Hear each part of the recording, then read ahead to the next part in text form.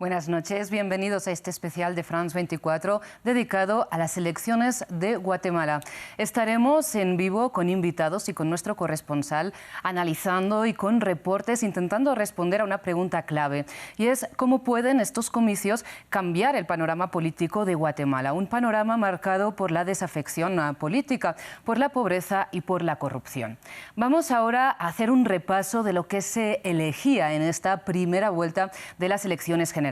Recordemos, en un primer momento, el Ejecutivo, el presidente y el vicepresidente, o más bien, qué fórmulas van a pasar a la segunda vuelta prevista para el 20 de agosto. También se elegían 160 escaños al Parlamento unicameral del país, pero además 20 escaños al Parlamento centroamericano, así como los representantes de 340 municipalidades. Ahora hagamos un breve repaso por las características de este país centroamericano, que tiene 17 millones de habitantes, de los cuales 9,3 estaban llamados hoy a votar. Es la mayor economía de Centroamérica, Guatemala. En 2022 el PIB del país creció un 4%, sin embargo es uno de los países que presenta mayores índices de desigualdad. Ahora, sin más dilación, pasamos a presentar a los invitados que nos van a acompañar a lo largo de esta edición especial, y contamos aquí en el plató de France 24 una vez más con Manuel Camilo González. Bienvenido. Muchas gracias, Rosa, por tu invitación, y un saludo a la audiencia. Manuel Camilo, lo presento a nuestra audiencia rápidamente. Usted es magíster en Ciencia Política por la Universidad de Salamanca, experto en política de América Latina y profesor investigador de la Pontificia Universidad Javeriana. Ahora saludamos a nuestro invitado que nos acompaña desde Ciudad de Guatemala. Estamos hablando de Renzo Rosal. Él es director adjunto del Instituto Centroamericano de Estudios Políticos. Es licenciado en Ciencias Políticas y Sociales con especialidad en Sociología Política de la Universidad Rafael Landívar y magíster en Relaciones Internacionales. Renzo, muchísimas gracias por estar con nosotros en France 24. Un placer estar con ustedes. Un gusto, a la orden. Y también en Ciudad de Guatemala nos acompaña nuestro corresponsal Andrés Suárez Jaramillo. Andrés, buenas noches. Le saludo una vez más desde los estudios de France 24. Hola, Andrés, Rosa, muy buenas noches para usted, buenas noches a los invitados y a toda la audiencia de América Latina. Andrés, le empiezo preguntando cuál es el balance de esta jornada y qué sabemos ya de estos resultados muy provisionales que empiezan ya a salir a la luz. Bueno, contarles que nos encontramos en el Hotel Gran Tikal Futura. Este es el centro de cómputo que ha escogido el Tribunal Supremo Electoral aquí en Ciudad de Guatemala para presentarle a los diferentes medios de comunicación justamente ese conteo que se está realizando de todas las actas que están llegando de los más de 3.000 o de los cerca de 3.500 centros de votación con los que contó hoy Guatemala. Algo interesante por destacar es que estamos llegando al 10% de las mesas escrutadas, al 10% de todas esas actas de votación, y ya hay unos números, ya hay unas tendencias. La que primero se encuentra punteando esa carrera hacia la presidencia es Sandra Torres, la candidata por el Movimiento UNE, que cuenta con un 14.1% de intención de voto, y en el segundo lugar se encuentra el candidato Bernardo Arévalo.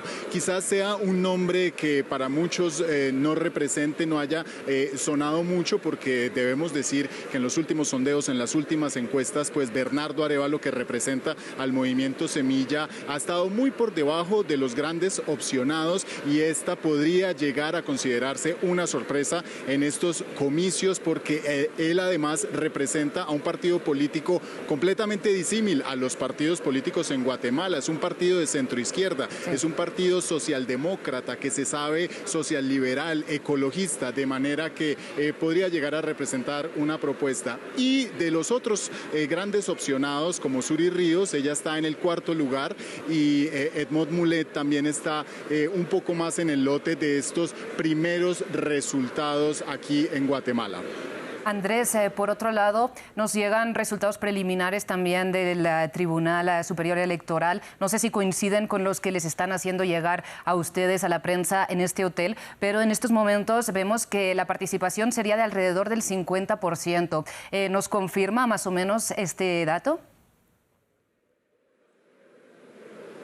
Está completamente correcto ese dato, tenemos el mismo, más o menos 49% de participación, un 51% de abstencionismo, y eso que hoy fue un día soleado, ha hecho un clima muy bueno, teniendo en cuenta que aquí en Centroamérica estamos en temporada de lluvias, en temporada invernal de inundaciones. Se temía, porque todos estos días en las vísperas se temía que cayera un fuerte aguacero y no fue así. Sin embargo, pues esto quiere decir que o demuestra un fuerte desinterés por parte del guatemalteco, por parte de la mitad de esos 9,3 millones de guatemaltecos habilitados para votar, que no querían acercarse a las urnas porque encuestados por este medio de comunicación suelen decir que es más de lo mismo, que si estas elecciones ya están arregladas, pues ¿para qué votar?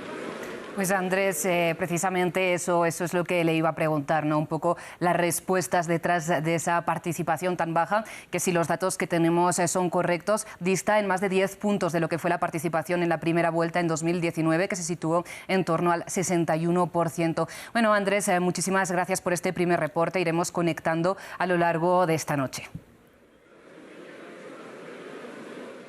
Y le traslado esta pregunta a Renzo, que se encuentra también en Ciudad de Guatemala, precisamente, que nos explique desde usted también su análisis por esta desafección política, ¿no? ¿Por qué la mitad de la población que estaba llamada a las urnas no acudió a ellas?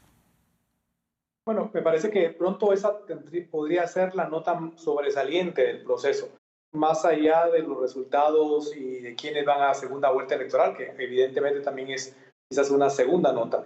Yo creo que este proceso ha sido el más cuestionado, el que ha tenido evidentemente más señalamientos de toda la historia política del país.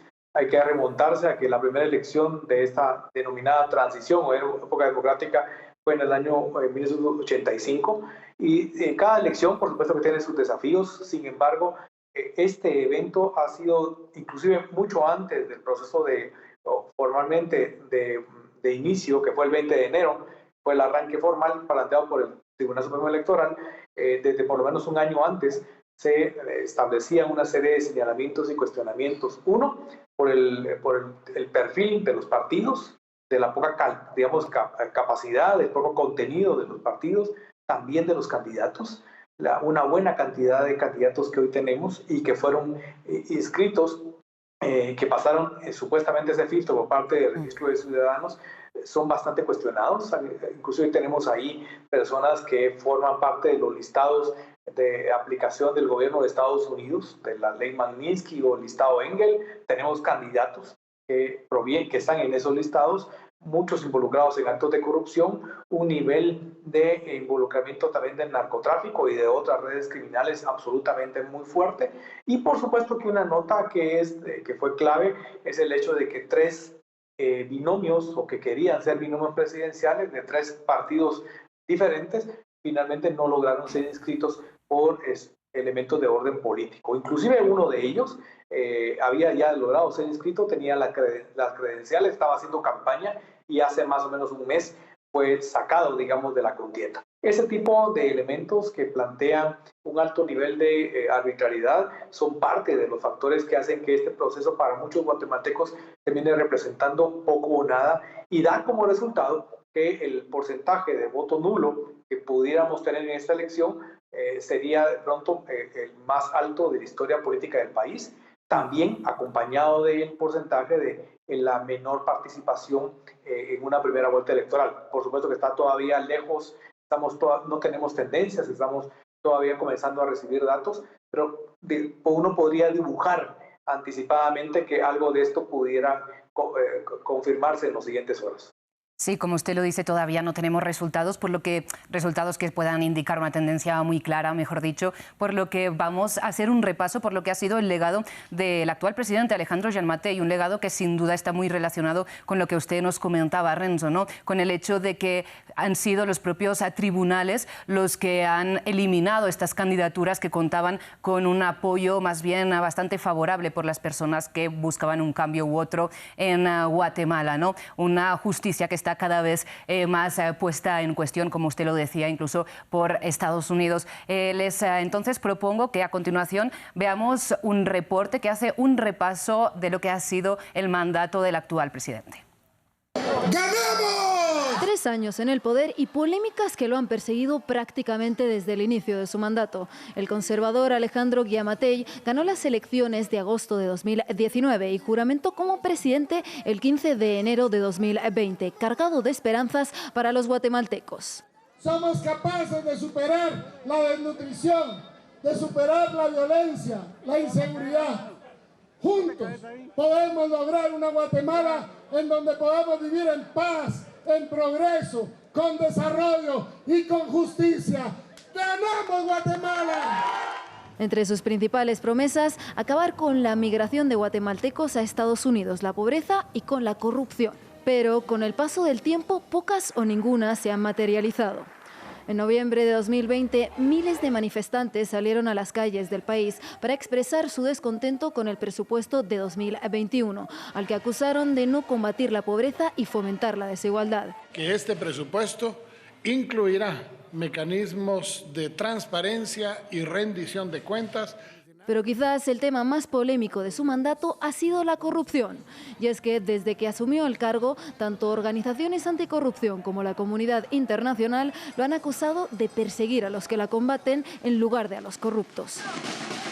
Cerca de 30 jueces, como la antigua fiscal anticorrupción Virginia La Parra, se han visto forzados a huir del país por cargos legales en su contra. Organismos anticorrupción como el CICIG de Naciones Unidas y sus directores también han corrido la misma suerte, al igual que periodistas como José Rubén Zamora, crítico con el gobierno y condenado a 6 años de prisión por supuesto lavado de dinero. Además, en su línea conservadora, su administración aumentó las penas de prisión por abortar y prohibió el matrimonio homosexual. Según organismos como Naciones Unidas, el país vive un retroceso democrático desde 2019, justo cuando Giammattei ganó la presidencia. Manuel Camilo, empiezo por usted. Brevemente, algunas pinceladas sobre por qué ha estado marcado el mandato de Alejandro Giammattei y por qué será recordado. Bueno, primero que todo hay que decir que Alejandro Giammattei viene de la élite política muy tradicional en Guatemala y eso de alguna forma afecta su imagen y su popularidad frente a la población. De hecho, de alguna forma él está muy ligado con lo que se conoce mucho con los grupos ilegales y que están asociados a ciertos capitales económicos que son muy fuertes en el país y de alguna forma su presencia en el gobierno de alguna forma ha favorecido mucho más esos intereses que a los de la población. Eso se ve mucho más reflejado en temas de corrupción, sobre todo algo muy importante que decía la nota y es que en el presupuesto nacional, por ejemplo, un gran segmento de ese presupuesto fue a las administraciones locales. Esas administraciones locales, pues obviamente, pues de alguna forma dependen del Ejecutivo para generar una serie de programas, pero eso con una serie de condicionamientos muy clientelares que al final de cuentas lo que permiten es mayor corrupción y mayor impunidad. Y sobre todo teniendo también en cuenta que Guatemala tiene una historia muy reciente de lucha contra la corrupción y contra la impunidad con la CICIG. Y obviamente este presidente pues obviamente ha sido muy favorable a los intereses que se oponen a esa CICIG. Entonces obviamente lo que tenemos es que Giammattei es una continuidad un poco más de esas élites que desde 2015 han de alguna forma generado una serie de contrapeso, de resistencia a esas comisiones, a esos intentos de los guatemaltecos por acabar la corrupción y la impunidad en su país. Pues Manuel Camilo, vamos a profundizar en lo que ha sido la CICIG en Guatemala más adelante en este especial, pero ahora quisiera que Andrés desde Guatemala nos explicara qué significa para la población el mandato de Alejandro Giammattei y cómo ha afectado a sus vidas, porque algunos datos que nos llegan desde aquí es que el 83% de la población de Guatemala considera que la situación del país ha empeorado. Esto según datos citados por el periódico Prensa Libre y que el actual mandatario cuenta con un 11% de popularidad.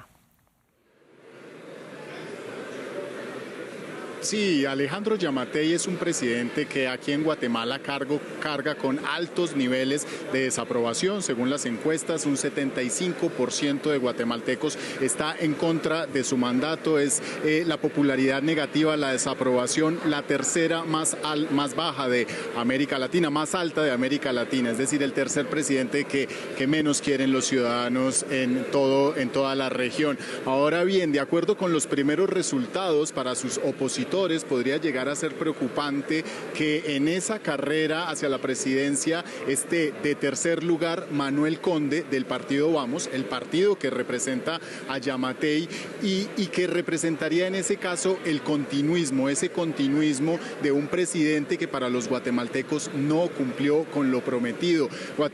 Alejandro Giammattei es un político muy conocido, pues aquí porque lleva una larga trayectoria política, pero realmente la población lo llegó a conocer a fondo es en la pandemia, porque fue el presidente que tuvo que afrontar la pandemia.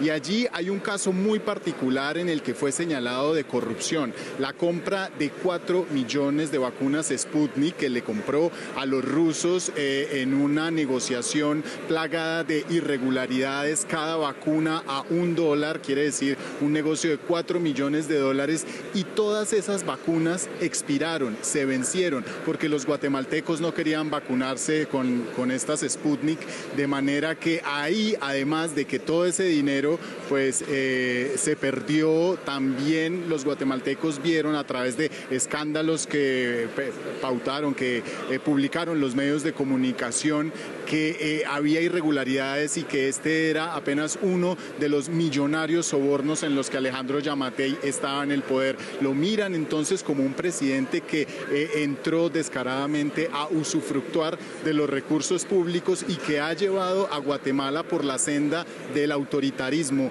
que Guatemala es un país que está muy cerca de pasar ese límite hacia una posible Nicaragua. La acusan de ser una democracia disfrazada de dictadura.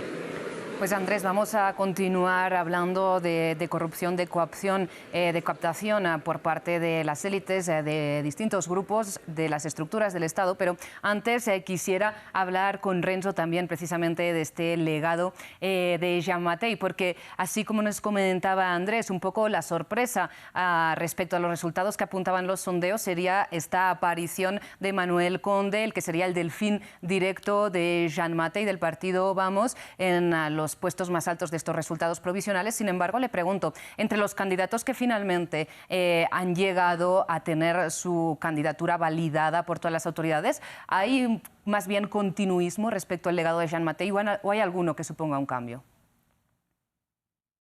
Bueno, en Guatemala tenemos en esta ocasión, en este proceso electoral, se rompe récord, pero en negativo, es decir, tenemos 30 partidos y tenemos 22 binomios presidenciales. Pero eso podría resultar un dato quizás engañoso, porque podría pensarse que hay muchas opciones en el país, cuando realmente la realidad indica todo lo contrario. Más no es igual a mejor. Una buena parte de esos 30 partidos, de los 22 binomios en el caso de la elección presidencial, básicamente representan lo mismo. Es decir, estamos hablando del tema del continuismo. Hay que tomar en cuenta que el modelo autoritario que se confecciona en Guatemala, un tanto distinto al que tenemos el modelo de los Ortega en Nicaragua, o de Bukele en El Salvador, o de los Zelaya en Honduras, aquí no tiene un carácter, digamos, personalista, no es una familia o una persona en específico, sino más bien es un modelo autoritario del régimen. Entonces, esas opciones políticas a lo que apelan es a eso, a darle continuidad al modelo autoritario y profundizar toda una serie de elementos que están como parte del mismo, por ejemplo, el recorte de derechos, que tiene que ver con limitar también la libertad de expresión, la libertad de prensa, etc. Buena parte de todos esos partidos representan básicamente el mismo modelo, la misma narrativa inclusive.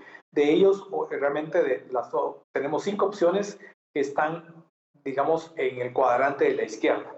Desde un partido como el Movimiento de Liberación de los Pobres, que en esta ocasión es uno de los que se quedó sin binomio presidencial y que está compitiendo, pero con cargos para autoridades municipales y para diputados, y otros partidos que más bien diríamos que es una expresión de izquierda moderada, pero que tienen pocas posibilidades. De ellos, el que ahora sobresale, de momento, según estos primeros datos, es el Movimiento Semilla, que es un partido que se confecciona precisamente a raíz de las movilizaciones ciudadanas del año 2015 y que tiene, especialmente en la ciudad capital y un poco en el departamento de Guatemala, un nicho electoral importante, pero que habrá que ver con el correr de las siguientes horas que tanto han logrado fortalecer su posicionamiento político. Por lo demás, la izquierda en Guatemala es una izquierda muy dispersa, muy disminuida, muy atomizada, muy todavía con planteamiento de la Guerra Fría y con pocas posibilidades electorales.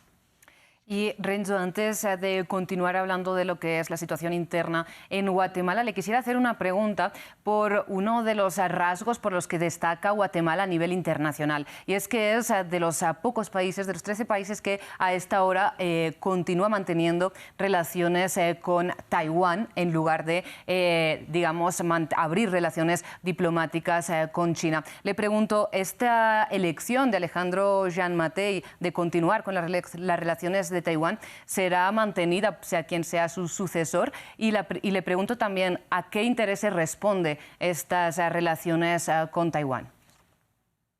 Bueno, sí, creo que lo de Taiwán termina siendo poco probable que vaya a cambiar indistintamente de quién pueda ganar la presidencia del país y quiénes puedan pasar, inclusive en esta ocasión, a segunda vuelta electoral. Guatemala, lo que ha sucedido es que los gobiernos de turno han sacado partido, inclusive en lo individual, e inclusive ha tenido como dos, en la medida en que Guatemala se ha ido aislando de las relaciones con otros núcleos importantes a nivel global. Guatemala se ha casado fundamentalmente, ya se sostiene por dos relaciones, Israel por un lado y Taiwán por el otro. Entonces, ese soporte político, diplomático y también en materia de cooperación, asistencia técnica y demás, le sirven como una especie de resguardo a los gobiernos de Guatemala vis a vis el hecho de que la relación, por ejemplo, bilateral que tenemos con Estados Unidos se ha enfriado, se ha debilitado. La relación que se tiene con otros países en el mundo, con la Unión Europea, por ejemplo, también es una relación delicada, es una relación marcada por tensiones y entonces la relación se ha ido fortaleciendo y en este gobierno en particular, como las imágenes lo demuestran, nos ha visitado recientemente la presidenta de Taiwán como una muestra también del mutuo cobijo que se tienen, siendo hoy por hoy Guatemala el país más grande, digamos, y la economía más grande de las 13 que son las únicas que a nivel global reconocen a Taiwán, siendo hoy por hoy, junto con Belice, los únicos países centroamericanos que aún tienen relaciones con Taiwán, cuando el resto de la región pues ha optado por dejar atrás esa relación y potenciar la relación con China continental. Exactamente, y como usted lo decía, ¿no? Otros países como Honduras, que este mismo año ha roto relaciones con Taiwán para girarse hacia China, argumentando motivos precisamente exclusivamente económicos. Y como usted lo decía, primera economía de Centroamérica, Guatemala. Vamos a repasar, de hecho, un poco la situación económica del país. Como decíamos al principio, la economía de Guatemala creció un 4% en 2022. La inflación, sin embargo, fue del 6,5%, pero según el Banco Mundial, la pobreza es superior al 55% en la actualidad. En 2020 era del 59%, un año marcado por la pandemia, mientras la pobreza extrema es del 20%. Pero hay datos todavía más preocupantes y serían datos relacionados con la desnutrición infantil, por ejemplo, que según Oxfam afecta al 47%, casi a la mitad de los menores de Guatemala, menores de 5 años. Es una cifra de desnutrición infantil que está entre las 10 más elevadas del mundo, para que se hagan ustedes una idea. Y además la situación se agrava cuando hablamos del panorama en las comunidades de las poblaciones indígenas o de las poblaciones afro. Manuel Camilo, le pregunto, ¿cómo ha evolucionado la situación económica durante el mandato de Giammattei? Bueno, la economía guatemalteca, como la mayoría de economías centroamericanas, se suele sustentar muchas veces por lo que se denominan las famosas remesas. y eso de alguna forma pues está afectando positivamente a estas economías debido al gran flujo de migrantes. ¿Cuál es el asunto que puede ser un poco negativo en ese sentido? Que últimamente Estados Unidos ha generado una serie de giros muy negativos en términos de política migratoria, y eso puede afectar sensiblemente a una economía que solamente se base en términos de las remesas. Por eso lo que buscan muchas veces estos gobiernos es la cooperación, y en estos términos, por ejemplo, con Taiwán y con Israel, como mencionaba Renzo, pues de alguna forma permite al final de cuentas tener esa válvula de escape cuando las remesas, que son el grueso de la economía guatemalteca, terminan por fallar. Entonces, obviamente lo que ha evolucionado mucho es ese efecto negativo en términos de la política migratoria, en términos de los ingresos que tiene Guatemala, pero la cooperación termina siendo una válvula de escape para compensar esas pérdidas. Pues vamos a continuar hablando de economía con el siguiente informe que nos han preparado nuestros compañeros de la redacción de France 24, en que hacemos un repaso del panorama general del país y enseguida volvemos con más análisis. Corrupción, narcotráfico y migración. Estos son varios de los retos que el próximo presidente de Guatemala tendrá que hacer frente. Desde la salida de la Comisión Internacional contra la Impunidad en Guatemala, CICIG, respaldada por la ONU, los señalamientos de corrupción han aumentado, principalmente en las altas esferas políticas. Bajo el gobierno del presidente Alejandro Yamatei se han destituido varios jueces anticorrupción y unos 40 funcionarios de la justicia se han judicializado. Las medidas adoptadas recientemente por el Congreso, el Ministerio Público y otras autoridades han obstaculizado la rendición de cuentas por actos de corrupción y abusos, han atentado contra el Estado de Derecho y han debilitado las garantías de derechos humanos.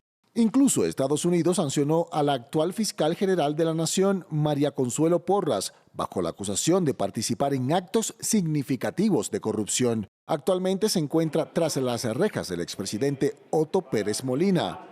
Cumple una sentencia de 16 años por asociación ilícita y defraudación aduanera. Guatemala, por su posición geográfica, es paso obligado de cargamentos ilegales de drogas hacia Estados Unidos. Con el aumento de esta actividad en los últimos años, las capturas con fines de extradición hacia ese país han descendido de manera considerable. Según el Ministerio Público, en el año 2021 se detuvieron unas 57 personas, 27 en 2022 y 7 reportados hasta el mes de abril de 2023. En un territorio donde el 59% de su población vive en la pobreza, parte de las iniciativas han quedado solo en el papel. A pesar de este contexto adverso, Washington mantiene relaciones con Guatemala. Al estar ubicado en el Triángulo Norte Centroamericano, es un punto emisor y receptor de migrantes rumbo al norte. El 83% de estos citan la corrupción como uno de los principales motivos para salir del país. El 77% lo hacen en busca de oportunidades económicas, mientras que el 54% y el 48% alegan la extorsión y el delito respectivamente. Debido al alto flujo de personas que migran hacia Estados Unidos, la vicepresidenta Kamala Harris lidera desde junio de 2022 el proyecto de inversión corporativa valorado en $3.200 millones. Esto con el objetivo de crear empleos. Renzo, como lo escuchábamos, un panorama bien complejo, atravesado por muchísimos factores que se superponen. El Banco Mundial, sin ir más lejos, describe las causas de esta situación económica en Guatemala como marcadas por un Estado ineficiente, por la falta de educación y de oportunidades, además de la afectación de fenómenos meteorológicos extremos, ¿no? ¿Cómo, digamos, empezar a resolver este panorama tan complejo? Bueno, creo que un punto inevitable, fundamental, inclusive antes de hablar de los temas, digamos, de orden estructural, tiene que ver, yo le denomino como la agenda de la estabilidad, la agenda de la estabilización. Es decir, hoy por hoy lo que corresponde en buena medida es intentar limpiar por lo menos una parte de la mesa. ¿Y a qué me refiero? Hay que recobrar un poco la institucionalidad del país. Hoy la institucionalidad está absolutamente destruida, comenzando con todo el sistema de justicia, pero también abarca todo el conglomerado de la administración pública en el país. Así que ese termina siendo un elemento toral para poder implementar cualquier proceso por delante, sea transformador o no. Así que a eso me refiero con la estabilidad, y parte de la estabilidad también es recobrar por lo menos un mínimo de confianza, un mínimo de credibilidad, porque eso también se ha lastrado, se ha afectado enormemente, y aún, y en este caso se suma el hecho de que quien termine siendo electo presidente o presidenta de Guatemala va a provenir de un proceso como el que analizamos anteriormente, el proceso electoral que estamos viviendo en este momento, muy alterado, muy cuestionado. Entonces hereda un problema también de legitimidad. Entonces, si sumamos esos elementos, tendremos por delante realmente un gobierno de estabilidad, más que un gobierno que tenga un cariz transformador, que encare los enormes problemas crónicos estructurales. Lo que corresponde en este momento es, guste o no, es generar esos mínimos, digamos, cuadrantes de gobernabilidad que permitan posteriormente a los siguientes 2 o 3 gobiernos ahí se emprender una agenda, digamos, un poco más de cambios. Así que en ese momento realmente es postergar todo lo deseable y convertir, si no todo en la siguiente administración, pero buena parte de ello, en normalizar las condiciones del Estado de Derecho, las condiciones del aparato público, las condiciones de diálogo también con el ámbito territorial, restablecer esos elementos básicos para poder, insisto, encarar en el mediano plazo desafíos de mayor contenido. Pues Renzo, recojo lo que usted comenta y son estos elementos que se podrían resumir un poco en la corrupción en la que está enmarcado el sistema institucional de Guatemala y cómo esto afecta a la situación económica de las personas. Y le traslado este planteamiento a Andrés, a nuestro corresponsal desde Ciudad de Guatemala. Estas cifras, ¿cómo se traducen en el día a día de la población, Andrés? Bueno, la gente siente que la corrupción es una ecuación en la cual hay varios factores y se suma quien está en este momento en el poder, quien detenta el gobierno de turno, pero también el tema de quiénes son las familias más ricas del país, cuál es la élite de Guatemala. Aquí se habla de apellidos, por ejemplo, se habla de los Gutiérrez, que son los dueños de los bancos, los dueños de la cervecería centroamericana, se habla de los dueños de empresas alimentos como los Bosch o la familia Botrán, la familia ronera de Guatemala, y la CICIG, por ejemplo, o la extinta CICIG. Esto fue de lo que encontró en sus investigaciones, y es que las grandes fortunas, los grandes emporios en Guatemala se hicieron a razón de monopolios sin ninguna práctica de competencia, y todo esto gracias a los gobiernos de turno, de manera que se presuma y que haya investigaciones en las cuales las grandes familias guatemaltecas o la élite guatemalteca pues haya hecho un financiamiento electoral oculto para mantener su riqueza. Los ricos aquí en Guatemala pues tienen unas riquezas bastante elevadas. Se dice, por ejemplo, que Guatemala es uno de los países de América Latina donde mayor capacidad de helicópteros o mayor cantidad de helicópteros privados vuelan en el espacio aéreo guatemalteco, y como ustedes bien decían, la pobreza es enorme, pareciera que la clase media no existiera, de manera que este pues es un grave problema de frustración, de resignación, porque para el guatemalteco los poderosos son intocables, y ellos son intocables porque pues están de la mano con el poder. Entonces, con el paso de los años se ha llegado a una frase que es el pacto de corruptos. El pacto de corruptos viene siendo entonces esa amalgama de la élite guatemalteca, de los antiguos militares, también de los funcionarios corruptos que estarían infiltrados en las diferentes ramas del poder público, y de esa forma se gobierna un país al estilo feudal en el que el guatemalteco promedio poca participación tiene, y la mejor solución que tendría a la mano pues es irse del país, es migrar, y por eso cerca de entre 500 a 1.500 de guatemaltecos cada día salen del país porque saben que en los Estados Unidos pueden llegar a tener una opción y no la que tienen aquí en Guatemala, donde muchos de ellos apenas dicen que se conforman con que si hay para las tortillas y si hay para los frijoles, pues con eso basta. Pues Andrés, recogemos el elemento clave que usted nos ha dicho, ¿no? Y es esta élite que, captó las estructuras del Estado después de la transición democrática, y precisamente cómo se traduce esto en el estado actual del sistema judicial en Guatemala, ¿no?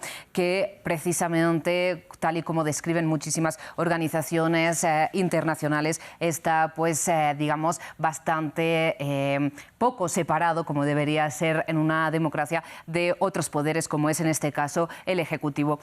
Le propongo entonces que pasemos a analizar aquí en el plató, empezando por usted, Manuel Camilo, la importancia que ha tenido la CICIG en este país. Y si le parece, hacemos primeramente un repaso, un contexto para nuestra audiencia de lo que es concretamente este órgano. Recordemos que fue el presidente Berger, ¿no?, quien en 2007 pidió a Naciones Unidas, por decirlo así, ayuda en lo que sería la judicialización de estos entramados de corrupción que se habían ya ido tejiendo en el país a lo largo de unas décadas. La CICIG tuvo un mandato que duró desde 2007 hasta 2019, cuando el presidente decidió no renovarlo. Bien, recordemos, esta organización estuvo presente en el país apoyando al sistema judicial de Guatemala sin formar parte de él, desentramando casos de corrupción hasta que fue demasiado cerca, ¿no?, del poder, y ya, digamos, en ese momento decidieron apartarla, y ahora mismo no hay ninguno de los candidatos que quiera volverla a traer al país. Sí, así es. De hecho, la CICIG marca un punto decisivo a la hora de entender por qué hay candidaturas que son antisistema y obviamente candidaturas que favorecen el sistema. Y por sistema me refiero básicamente a lo que mencionaba Andrés, y es el pacto de corruptos. Es cómo esas grandes fortunas, cómo esas élites tienen un blindaje institucional y una serie de colusión, una coalición para evitar que esas fortunas que han sido de alguna forma obtenidas de manera ilegal pues terminen siendo perseguidas, y obviamente quienes las obtuvieron pues terminan en la cárcel. Entonces obviamente lo que tenemos es una coalición entre grandes empresarios pero también con políticos, y de hecho eso termina también por desnaturalizar mucho la idea de que existen en Guatemala los partidos políticos. De hecho lo que existe más que todo son clanes políticos que responden a unos ciertos intereses que suelen ser muy volátiles, y en ese sentido pues termina de alguna forma afectando no solamente la competición electoral, sino también la separación de poderes. Le traslado esta cuestión, Renzo, usted también nos la comentaba hace unos instantes, ¿no? Recordemos que fue el presidente Jimmy Morales el que decidió no renovar el mandato de la CICIG después de haber declarado persona non grata al comisionado, al colombiano Iván Velázquez, un tema que todavía suscita tensiones entre Colombia y Guatemala, y que también gracias al mandato de esta comisión fueron condenados al presidente Otto Pérez Molina y su vicepresidenta Roxana Valdetti por casos relacionados con sobornos, ¿no? Hoy en día, ¿qué legado ha dejado esta comisión? ¿Y por qué sería, digamos, por qué no está sobre la mesa de ninguno de los candidatos volverla a traer? Bueno, en Guatemala hoy por hoy, diversos sectores, no solamente a la élite empresarial, sino aquí creo que hay que verlo en una dimensión poco más amplia. Yo en lo particular no me caso mucho con ese concepto del pacto de corruptos, porque trata de ser como muy estático y no plantea realmente la dinámica del poder en el país. Pero digo esto solo como paréntesis.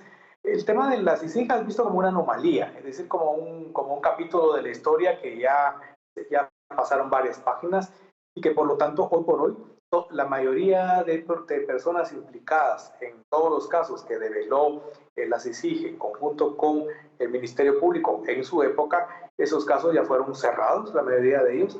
Muchos ya salieron de la cárcel, por supuesto, en medio de una serie de anomalías y en medio de todo ese control. Ahora lo que vivimos en el país es como el extremo, es decir, todos los actores que estuvieron involucrados y todas las instituciones que en su momento respaldaron a la CICIG. Ahora hay un corrimiento, digamos, el polo se movió del otro lado, y por lo tanto vivimos otra vez una escalada de impunidad, e inclusive ahora marcada por el agregado de la venganza, es decir, tomar venganza de todos aquellos actores, operadores de justicia, investigadores del Ministerio Público, todos aquellos que contribuyeron a esos actos de develación, de corrupción, ahora son los que están ya sea fuera del país en el exilio, o bien también purgando en la cárcel o a punto de entrar en procesos que estarían inclusive todavía por verse en los siguientes meses. Así que lo que vemos es un movimiento, insisto, del otro lado, y el tema CICIG no está en la agenda electoral, porque el ponerle en la agenda electoral implica en buena medida no contar con el beneplácito de ese conjunto de actores, no solo élites, sino también actores criminales que también ahora han hecho alianza y por lo tanto no es un tema que no se toca como tal. Sí se toca el tema de la corrupción, pero se toca quizás con guante de seda, no con la suficiente contundencia que vaya acorde con la complejidad y la profundidad del fenómeno. Así que diría que el tema CICIG está presente, pero básicamente es el movimiento anti-CICIG el que está protagonizando hoy por hoy en varias de las opciones electorales que se están hoy por hoy compitiendo, enarbolan, son los que cabezan todo el planteamiento anti-CICIG. Ese planteamiento CICIG es uno de los adhesivos de esos partidos que buscan más o menos la continuidad. La continuidad, dicho así, siempre y cuando no se combata la corrupción, siempre y cuando inclusive se pueda potenciar las redes de corrupción, como lo han hecho las dos administraciones recientes, la de Morales y la actual. Porque, Renzo, precisamente, como usted lo decía, bueno, la CICIG puede formar parte del pasado. Recordemos la CICIG, siglas que no lo hemos dicho, para Comisión Internacional contra la Impunidad en Guatemala. Puede ser ya parte del pasado, pero como usted dice, el tema sigue en la agenda en forma de elemento, digamos, a combatir, idea a combatir por lo que es el establecimiento. Y en palabras de Human Rights Watch, Alejandro Gianmattei y Consuelo Porras, recordemos la fiscal general que está en la lista, digamos, de personas relacionadas con la corrupción del Departamento de Estado de Estados Unidos, orquestan una operación de persecución a periodistas y a funcionarios que denuncian la corrupción. En el marco de esta persecución de la que usted nos hablaba, Renzo, podríamos enmarcar el caso del periodista José Rubén Zamora, el director del periódico El Periódico de Guatemala, quien este mismo mes ha sido condenado por lavado de dinero a 6 años de prisión. Una condena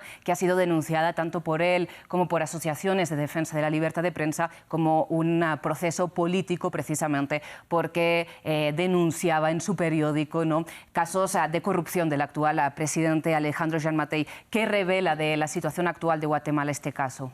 Bueno, primero que efectivamente después de la CICIG ya es un embate contra la sociedad. Al final de cuentas, la CICIG se volvió en cierto momento como un escudo para la sociedad para evitar esa corrupción que siguiera de alguna forma rampante. Pero cuando la CICIG de alguna forma se desbarató, se desestructuró, pues obviamente la sociedad fue la que tuvo que al final de cuentas ser el contrapeso a un Estado que obviamente está acotado por una serie de élites y de actores obviamente criminales. En ese sentido, el que se le castigue, el que se le sancione de manera arbitrariamente a un periodista que obviamente está, develando los casos de corrupción, pues manda un mensaje a la sociedad, y es que obviamente desde el Estado se puede hacer lo que se quiere hacer para proteger los intereses de que obviamente representa ese Estado. Entonces lo que se ve es que después de la CICIG y lo que está sucediendo con el caso Zamora, pues lo que revela es un mensaje de un Estado que obviamente está muy cooptado y que obviamente va a tratar arbitrariamente a la sociedad. Le traslado esta pregunta a nuestro compañero corresponsal en Guatemala, Andrés Suárez. Yo sé que usted ha estado siguiendo este caso muy de cerca, pero le pregunto también cómo lo ve la población de Guatemala. ¿Le importa, digamos, en exceso? Bueno, con suma preocupación, sobre todo en el gremio de los periodistas.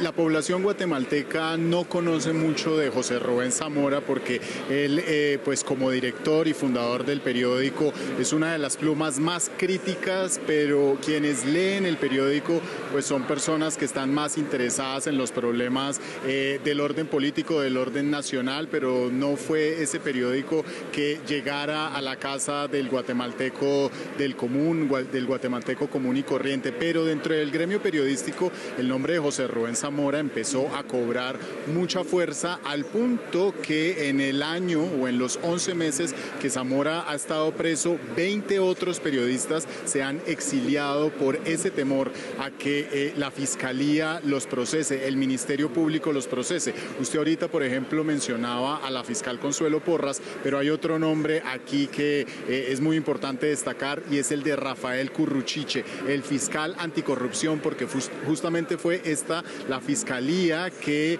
procesó a Zamora. Y para hablar de Rafael Curruchiche habría que también hablar entonces otra vez del presidente Alejandro Giammattei, porque Alejandro Giammattei, en un caso en el que se le relacionó con los rusos de un presunto soborno que se le entregó en una alfombra, la denominada alfombra mágica, que le habrían entregado enfrente de su casa con fajos de dólares y de millones de dólares, pues ese caso lo empezó a investigar un fiscal anticorrupción que se llamaba Juan Francisco Sandoval.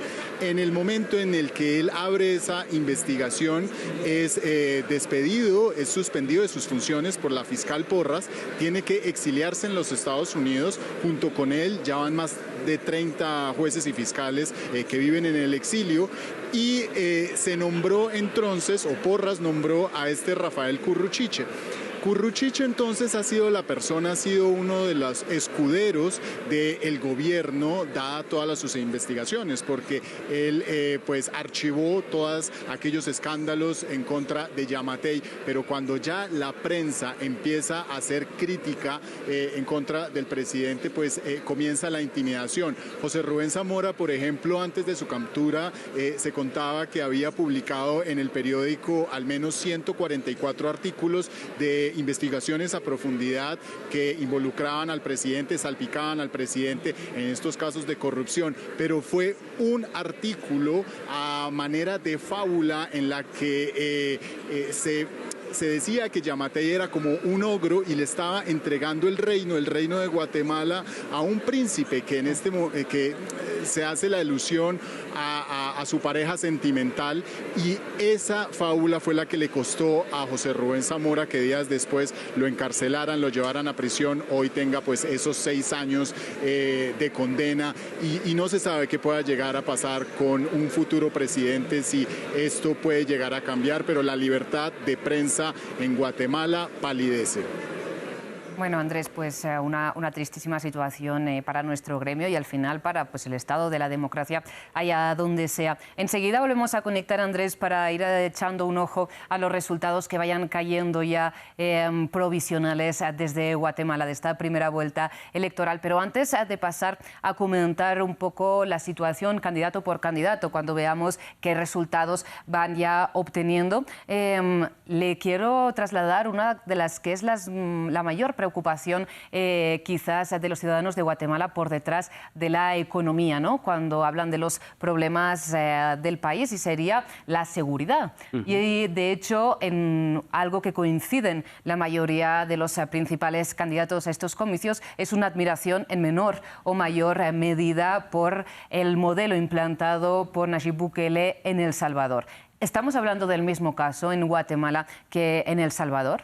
No, no estamos hablando efectivamente del mismo caso. Tenemos que en El Salvador teníamos, ya que Bukele ha controlado de cierta forma un actor externo, un actor no estatal como las maras. Lo que tenemos en Guatemala es totalmente distinto. Tenemos, obviamente, que es un país de tránsito del narcotráfico, es un país que efectivamente se ha convertido en ese corredor de drogas debido a que los actores criminales que generan inseguridad están dentro del Estado. En ese sentido, lo que pasa es que lo que sucede es que la competencia por el mercado de drogas genera violencia. Y esa violencia, esas extorsiones que se suelen generar por ciertos grupos criminales son lo que termina afectando al ciudadano del común. Entonces, lo que tenemos es que efectivamente hay una cierta admiración por un modelo que es de alguna forma exitoso, entre comillas, pero que es poco adecuado para la situación de Guatemala. Porque, Renzo, no sé usted cómo lo ve desde Guatemala mismo, pero según los datos que tenemos de las propias autoridades de Guatemala, los homicidios en 2022 estaban en una tasa de 17,3 por 100.000 habitantes. Un pequeño aumento respecto a 2020, que la tasa era de 15 por 100.000 habitantes, pero sin embargo que todavía están lejos de la situación en México, que es de 25, o de Honduras, que es de 35. Sin embargo, también una confusión que surge a la hora de analizar la inseguridad en Guatemala es si, tal y como nos decía Manuel Camilo, esta inseguridad proviene de pandillas más organizadas a nivel internacional o de una delincuencia más común. ¿Usted cómo ve la situación desde ahí? Creo que un factor muy importante de diferencia con el caso de El Salvador es que en Guatemala, aunque existen las maras y aunque cometen ilícitos muy similares a los que ocurren en El Salvador y en Honduras, aquí existe un fenómeno de criminalidad más compleja, es decir, la existencia de estructuras criminales vinculadas a narcotráfico, a contrabando, a trata de personas, es mucho más fuerte que en el caso salvadoreño, y a eso, o sea, el hecho de tener también el área geográfica, en la posición geoestratégica que tiene Guatemala, cosa sobre dos océanos. El Salvador solo tiene sobre uno.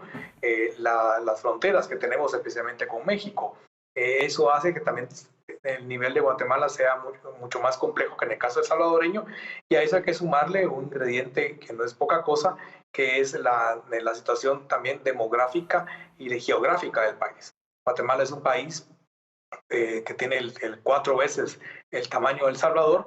Tenemos casi el doble de población que El Salvador, y por lo tanto también el hecho de que en este proceso electoral Bukele o las políticas de Bukele se hayan puesto como de moda en Guatemala, también tiene que ver con otro elemento, que es de alguna forma facilitarle ante la pérdida, ante la carencia de liderazgo y de propuestas propias de los candidatos aquí en Guatemala y de los partidos, pues copiar lo de Bukele termina siendo también como la fórmula fácil.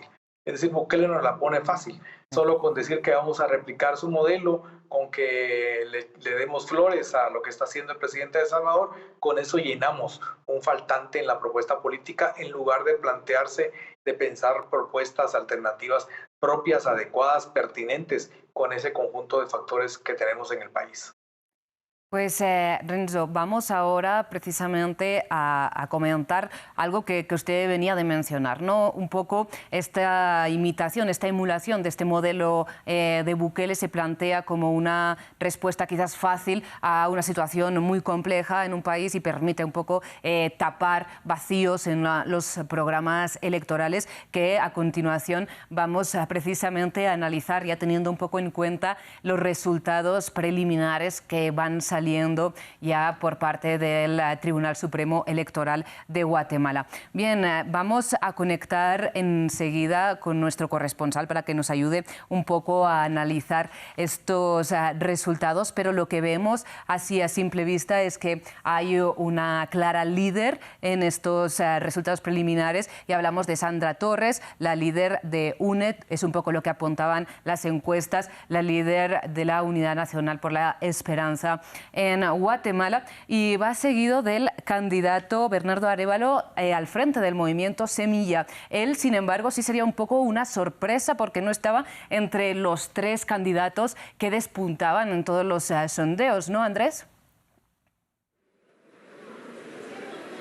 Correctamente, Bernardo Arévalo pues era un nombre que apenas se empezaba a conocer. Él tiene un público muy fuerte entre los estudiantes, entre la gente joven y al parecer también entre los movimientos indígenas. Recordemos que Guatemala, cerca del 50% de su población es indígena, y al no contar con Telma Cabrera, que era la líder de izquierda, la líder que los representaba, muy posiblemente haya un fuerte electorado que se haya trasladado hacia el movimiento Semilla, hacia el partido de Arévalo, porque como habíamos dicho anteriormente, pues él representa todo lo contrario a los partidos de derecha, a los partidos tradicionales. Es un partido, el movimiento Semilla, que oscila hacia la izquierda, de socialliberalismo, de socialdemocracia, un partido ecológico, y entonces sí podría considerarse Bernardo Arévalo, si se mantiene la tendencia, una de las sorpresas. Solo hay que destacar que él es hijo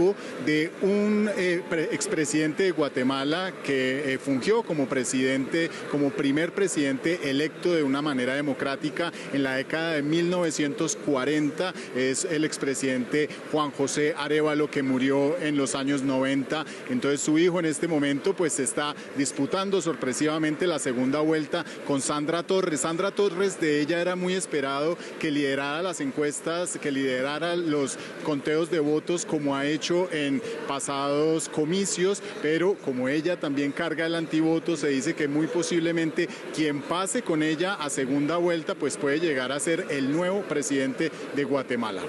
Sí, no, Andrés, una candidata a la que se le ha dicho que hacía presidentes, ¿no? Precisamente por haber, digamos, fracasado, por no haber vencido en las últimas dos comicios, en las dos últimas elecciones presidenciales. Andrés, ¿cómo ha sido aquí en el hotel donde usted se encuentra la lectura de estos resultados? Nos decía, sorpresivo. ¿Cómo ha reaccionado la prensa a su alrededor?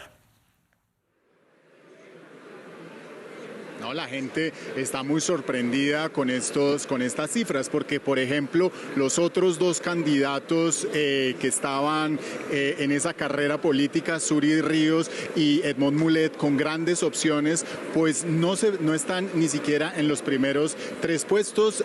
En este momento, con 17.3% de las mesas escrutadas, de las actas escrutadas, Suri Ríos está en un 4º lugar, Edmond Mulet está en un 6º lugar, Sandra Torres de primero, Bernardo Arévalo segundo, y tenemos a Manuel Conde, que es, repito, el candidato del partido Vamos, que representa el continuismo, de Alejandro Giammattei.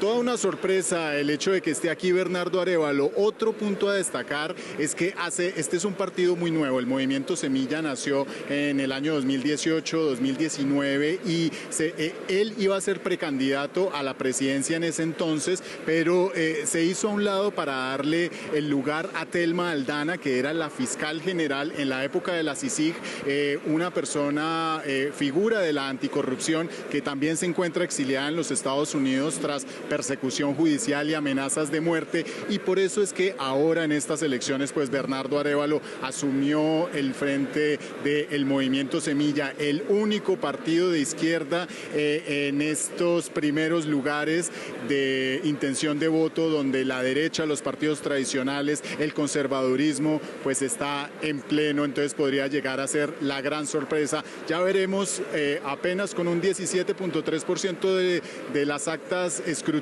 si se mantiene esta tendencia a lo largo de la noche. Mañana ya tendremos un panorama más claro de cómo se va a pelear esta segunda vuelta aquí en Elecciones Generales 2023 en Guatemala. Andrés, pues no se vaya todavía, que a pesar de que los resultados no vayan a llegar del todo esta noche, volveremos a conectar antes de cerrar este programa especial. Y una pregunta muy rápida, Andrés, porque ya se nos va acabando el tiempo. ¿Por qué se tarda tanto en conocer los resultados de Guatemala?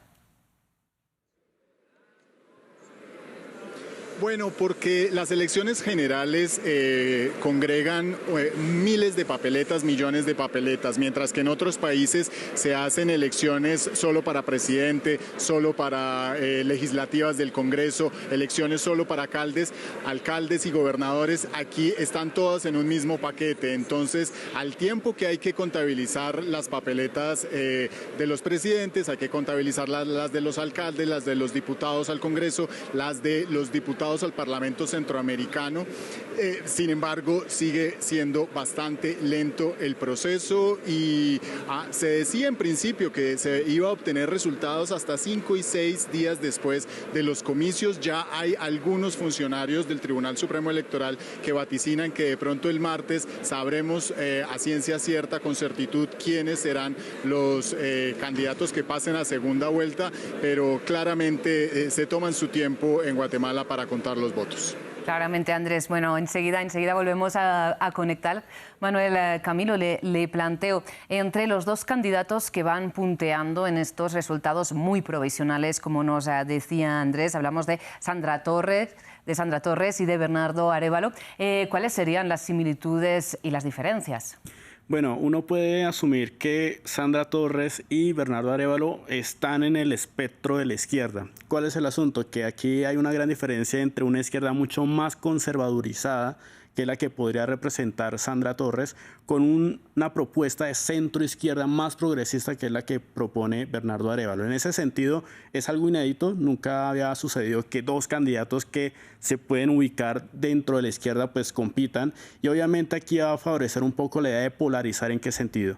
En la idea de polarizar sobre quiénes van a apoyar la continuidad de cierto sistema, en términos de un poco de la idea de esa informalidad de los acuerdos entre actores políticos, empresarios, exmilitares y aquellos que sí busquen al final de cuentas ese cambio en términos de evitar la impunidad y evitar la corrupción. Entonces lo que uno podría asumir es que los dos se ubican, digamos, en términos muy ideológicos, digamos, en la izquierda, pero lo que los diferencia es un poco el alcance de las reformas y obviamente el punto de distinción es sobre hasta qué punto el sistema actual con que, digamos, tiene Guatemala gobernando, pues, digamos, a su población, pues continúa o no.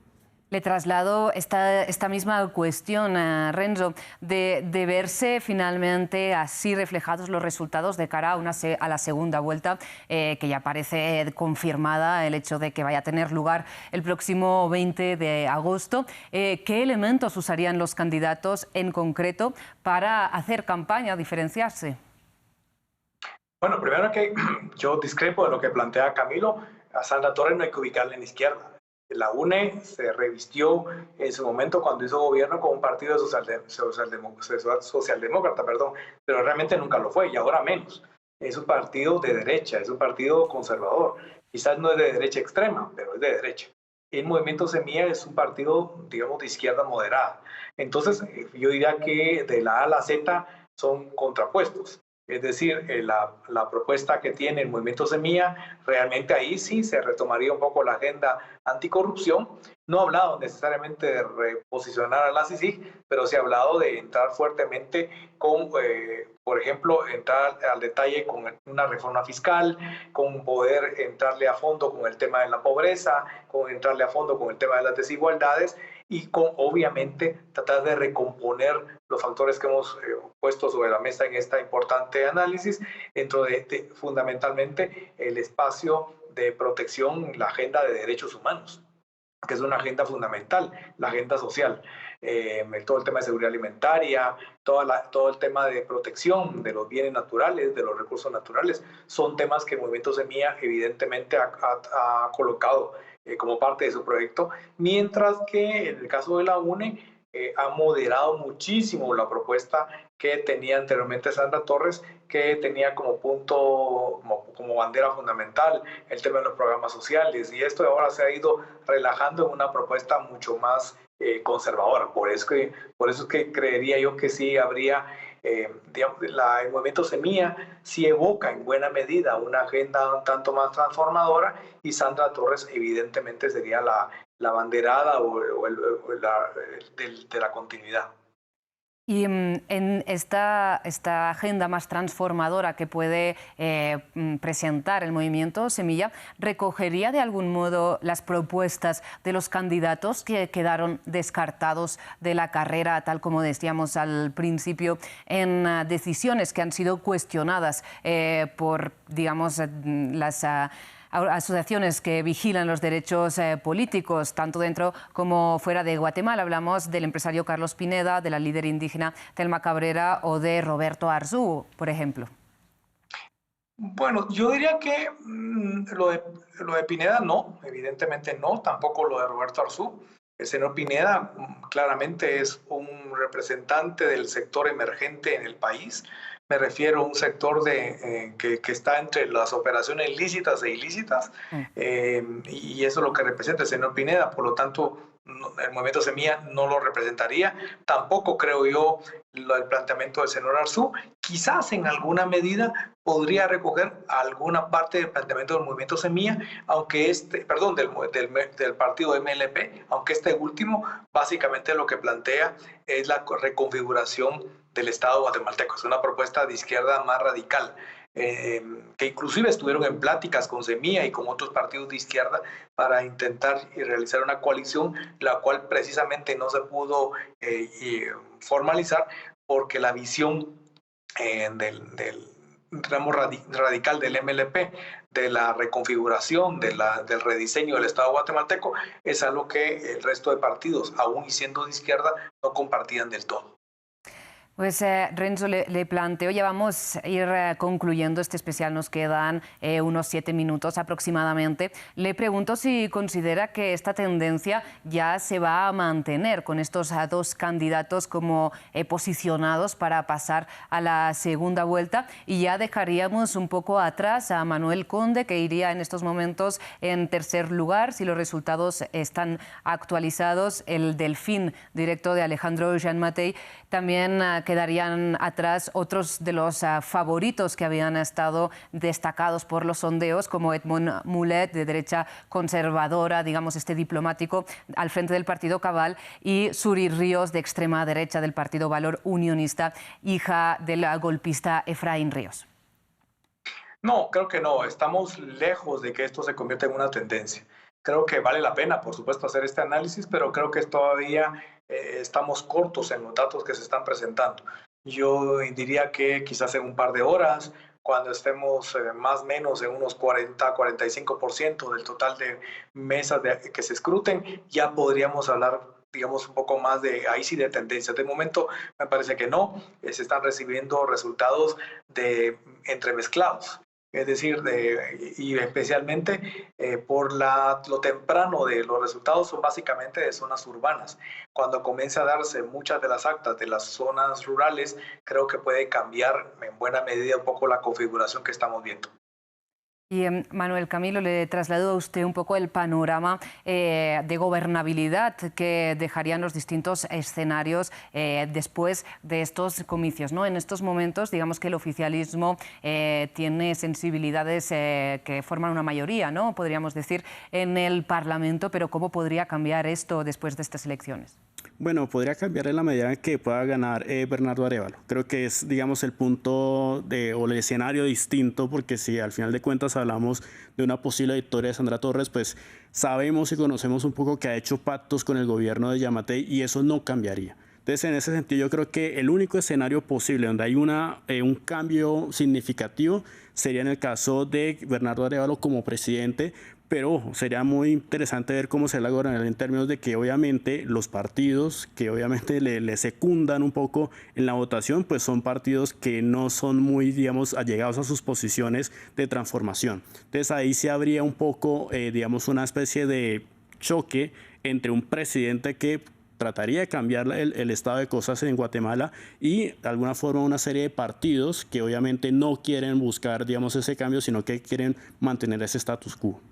Y Manuel Camilo, muy brevemente y de forma concreta, ¿cuáles serían los campos que deberían tocarse en esta próxima legislatura para cambiar radicalmente el curso del panorama en Guatemala y no continuar con el continuismo, válgase la redundancia?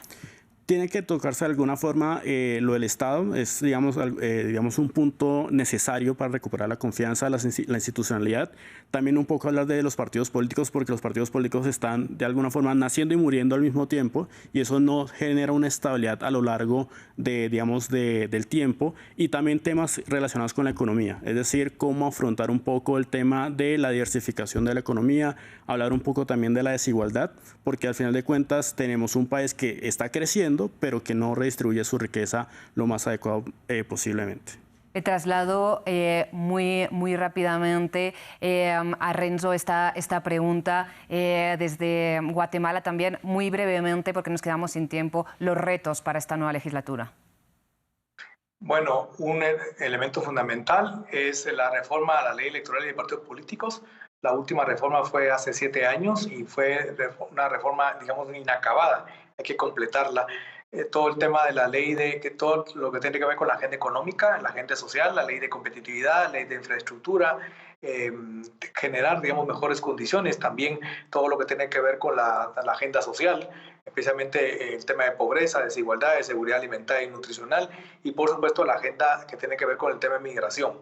Cómo podemos en buena medida crear las condiciones para, si no evitar, al menos paliar y disminuir la migración irregular hacia los Estados Unidos. Pues ahora sí vamos con nuestro corresponsal Andrés Suárez. Andrés, le pido sus conclusiones de esta jornada que ya va llegando al final.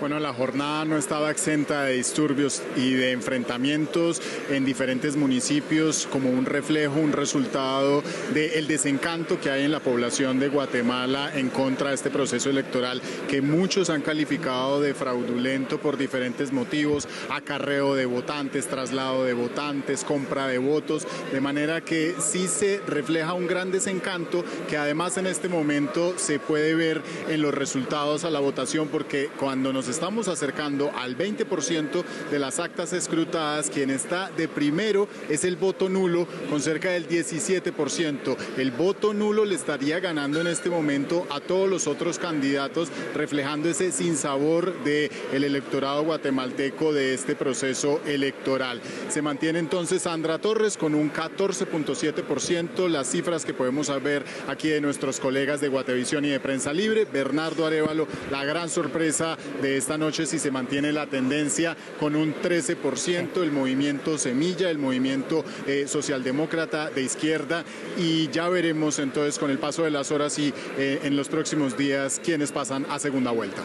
Pues Andrés, este es el titular sin duda de la jornada. El voto nulo es el ganador por el momento con estos resultados provisionales. Es momento de ir despidiendo este espacio. Manuel Camilo, muchísimas gracias. 2 palabras de conclusión, no tenemos más tiempo. Bueno, tenemos un candidato que está proponiendo un cambio para Guatemala, el movimiento Semilla, por ahora, pero también tenemos algo que seguramente es una constante, y es que el partido que está en el gobierno no repite, en ese cargo. Entonces tenemos a una Sandra Torres que, si bien va a ser alternativa a Vamos, pues obviamente va a mantener una continuidad en términos de lo que cree que es el Estado en Guatemala. Renzo, rapidísimamente, en 2 palabras, su conclusión de esta jornada. Una jornada que todavía dista de tener resultados y una noche larga. Pues estos resultados se los iremos trayendo a lo largo de nuestra programación de France 24 en español. Estos resultados que, como nos decía Andrés, ya van a llegar mañana por la mañana, pero esperemos que este programa especial les haya servido para hacerse una composición del panorama político y social de este país centroamericano. A ustedes les agradezco muchísimo por su atención, a nuestros invitados, a nuestro corresponsal, por habernos acompañado a lo largo de este especial. Y recuerden que pueden ampliar toda esta y más información en France 24 y france24.com.